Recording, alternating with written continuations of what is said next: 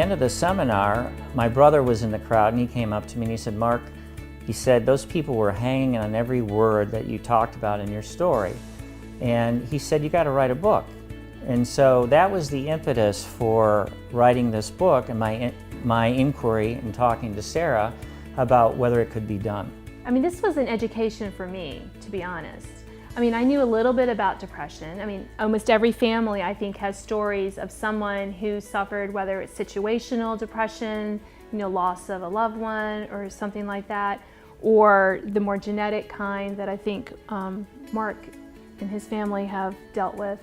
So you hear about it, but again, like Mark was saying, people don't talk about it. So you kind of hear these stories, but you don't really understand it.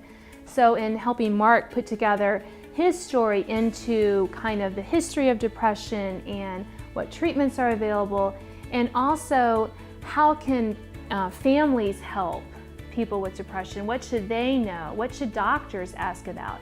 Because many are starting with their primary care physician, and a lot of them aren't aware of everything that can be done to help those with depression. So it was really fascinating to kind of learn about all the innovations. And then just between the first edition of the book and then this new edition, we had to add a whole new chapter on new and emerging treatments or possibilities of treatments after more testing and stuff. It's just been fascinating to see how much more we understand how depression works, how it really impacts a person's brain, and how to help that person.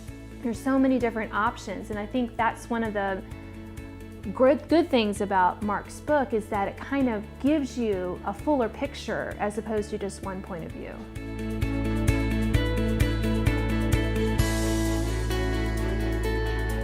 My siblings and my parents were willing to talk about my illness when I had it and what the reactions were.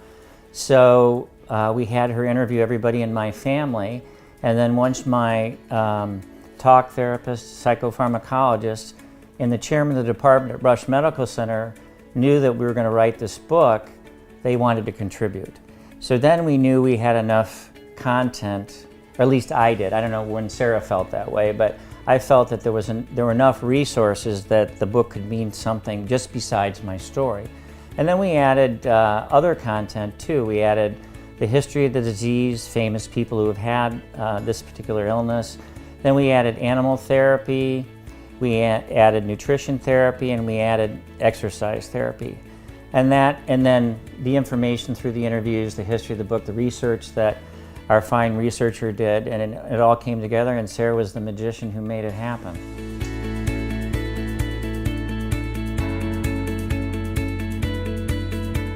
It wasn't so much that I think Mark's story with depression is different from other ones. It was his willingness to be so candid about it. His willingness to really share what it felt like when he wasn't feeling well with depression.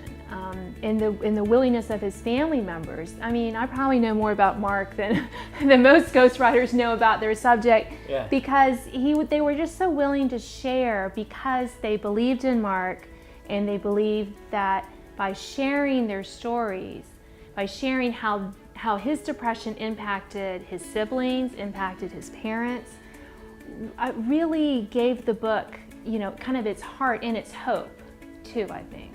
Lucky in a lot of ways, and lucky to have a family that's been so supportive, and the doctors at Rush Medical Center in the psychiatry department who are, as I consider, the best of the best. Quite frankly, in the old days, people didn't have necessarily quite the resources that we have today, but clearly the fundamental basis of support is really necessary. Your family, your friends.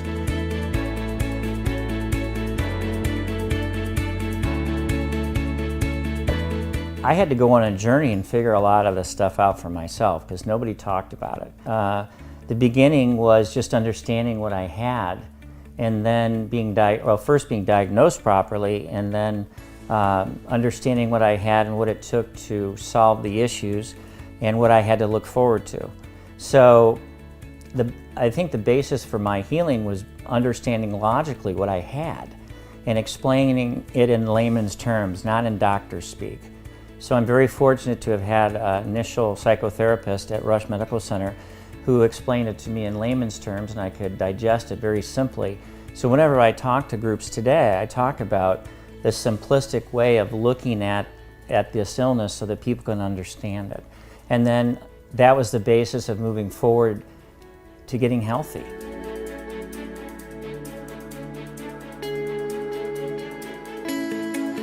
I mean, I think that from the new research that has come out, even the last 3 or 4 years since we started this journey for the first book, I think that it does show that people are beginning to realize that this is a serious disease and it's affecting a lot of people. And that the more we talk about it, the more people will get help. And the fact that help doesn't always look like one thing for one person. Part of what the book talks about is that there are a lot of options that are all going to help you, maybe in little ways, to feel better. Eating right, paying attention to your nutrition will help you feel. Exercise can help you feel better. Animal therapy can help you feel better. But you may need all 3 of them plus talk therapy and possibly a medication to really get you feeling back to normal. So yeah, I think that there is a lot of hope out there.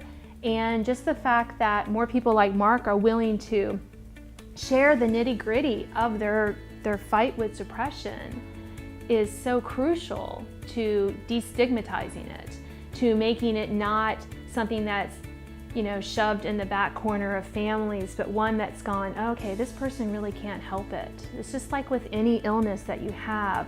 Let's get them the help. And if this is not working, let's help them find the right combination that will help.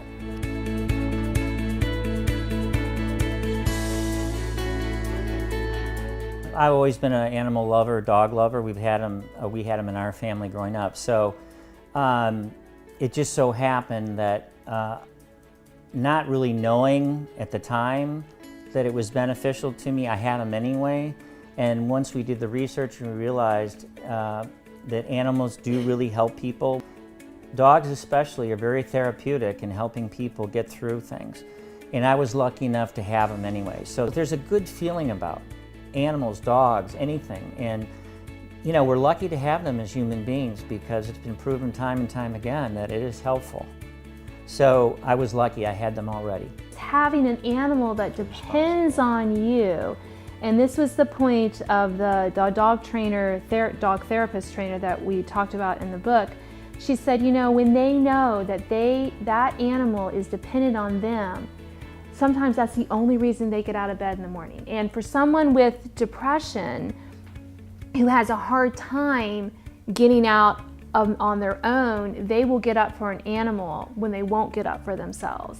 I think it's just besides the unconditional love and the way that they make us feel, they also need something from us, and that can be such a good way, such a help to helping you to get over that depression. Yeah, it's a responsibility that you can't ignore. You have to do it. And you're right, it pulls people back into a purpose.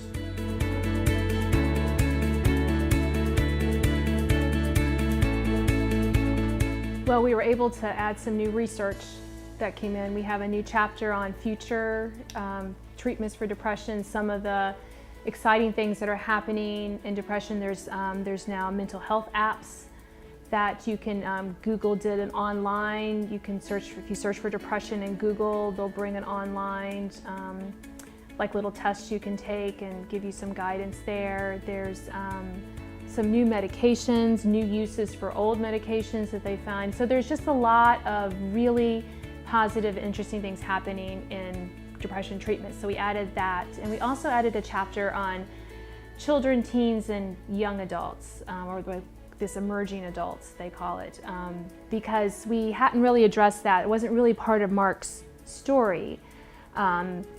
But we felt that there was so much more information and so much concern, especially among like late high school and college kids who are going to college or finishing high school, and they're just depressed. They're stressed and depressed. And so we thought adding a chapter on how to help, what parents can do to help them, what kind of resources are available.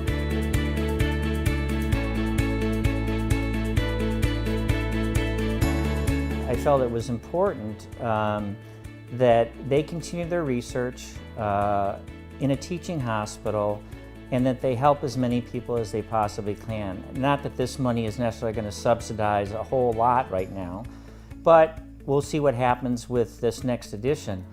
But at least it's a start, and there are other people who are suffering, and maybe they can hire additional doctors and take more people so that more people can be affected in a positive way and get on with their lives and live them as normally as possible.